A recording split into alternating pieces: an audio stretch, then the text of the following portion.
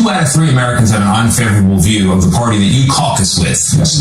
How did that happen? Okay, I'll tell you. Why do they not like you and trust you right now? This country faces many crises. And I think a lot of working class people say, look, Trump is crazy. He lies all the time, but at least he's going to do something. Where are the Democrats? Bernie, you right. Where the hell are the Democrats? Barack, he's chilling in Hawaii, and he only comes out to stab Joe Biden in the back. And Hunter Biden, he's threatening to put them hands on Barack Obama next time he sees him. After embarrassing his father on stage in Hollywood, Hunter Biden said to Axios, almost jumped up on that stage and said, "Don't ever effing do that to the President of the United States again. That really, really, really effing pissed me off." Party might have turned on Joe Biden, but there's a lot of Hunter Bidens ready to go to war with the Republicans.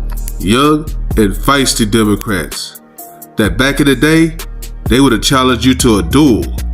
One Democrat said, "If they go low, I'm going to the gutter. My brother was murdered, my aunt was murdered, my cousin was murdered, my dad blew his brains out. Sometimes shit is ugly, and you got to be able to fight ugly." Karine Jean Pierre, she's on a revenge tour, and she agrees with Hunter Biden. We need to fight. In this moment, there's an existential threat. Our democracy is hanging by a thread. Some people would say we're already an authoritarian regime.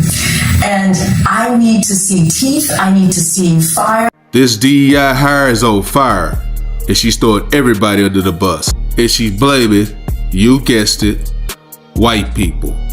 Race card! For me, as a Black woman, as a person who's also LGBTQ, I feel as if those communities that I am part of largely get taken for granted. It is not the big tent party that I loved and enjoyed and was part of and fought for. Karine Jean Pierre will never miss a time to point out that she's Black and she's part of the LGBTQ community.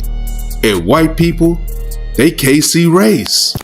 The leadership Democratic Party side of things, they're actually throwing people under the bus who are vulnerable and need protection. As a Black woman who has walked through the walls of the White House and been part of this party for a very long time, we get forgotten, and that by large part the Democratic Party does not see us. Karine Jean Pierre, she's mad at Nancy Pelosi and Chuck Schumer for getting rid of Biden because she was collateral damage. And Trump, he's not having any more DEI hires, so now she can't get a job. See, the thing is, she's not that smart, so nobody wants to hire her. That's why she's still sounding like Joe Biden's press secretary. Unbelievable. I saw a guy who I had not seen backstage at the benefit that I did. It seemed like a dramatically different person. No one is saying that he didn't age. I'm talking about, did he have the question that I was getting, the mental acuity, was he able to govern? And the man that I saw nearly every day was someone who was engaging. When people asked Jean Pierre about Joe Biden's health, she refused to talk. Hey, Karine, Johnny from Fox, how are you? Why don't you go on Jeff Lord Crime Touch? Karine, you can bring your binder. Damn, Karine, don't be so rude. You can at least answer one question, but we know who will talk. Sweet Karoline Leavitt. So now let me shut up, because I know y'all tired of hearing from me. What you gotta say, Sweet Karoline? White House Press Secretary Karoline Leavitt. Well, someone who can't find work is the same person who had your job about a year ago. We call her Binder, KJP, Karine Jean Pierre. You, I guess, had made a joke about, it was like your mama joke, and she didn't like that. This is what she said. Roll it. It's deplorable. And I'm using that word on purpose. Yeah.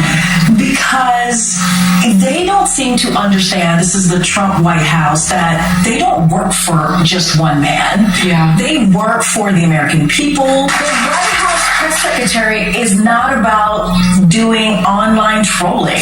Right. It is not. It is an honor and a privilege to have that job. She called you deplorable, and you said?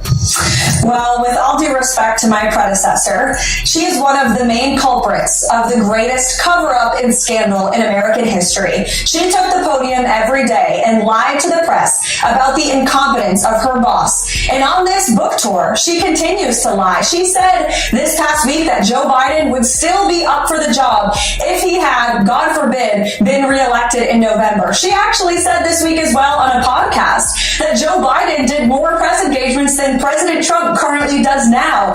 Any person across the aisle can tell you that is a bald-faced lie. And I will just add, when you talk to the real journalists, not the ones who are actually activists that pose as journalists, but the people who actually care about truth, and there are some of those left in the White House press corps. I work with them every day. They will tell you the Trump White House is the most accessible and transparent White House ever. Not only does the president take questions from the press on a near daily basis, multiple times per day, as he did today, but we also provide truthful and accurate information about what this administration is doing and accomplishing. And it's a stark contrast to what they had over the past 4 years, where they were gaslit, where they were told Joe Biden was mentally stable and up for the job, that was a lie, where they were told the administration was doing everything it could to secure the border, also a lie. I'm very proud to work for the greatest president in history. I know Karine unfortunately worked for the most incompetent president in history, so I guess she has a reason to be bitter, but being bitter will not sell you books, Jesse.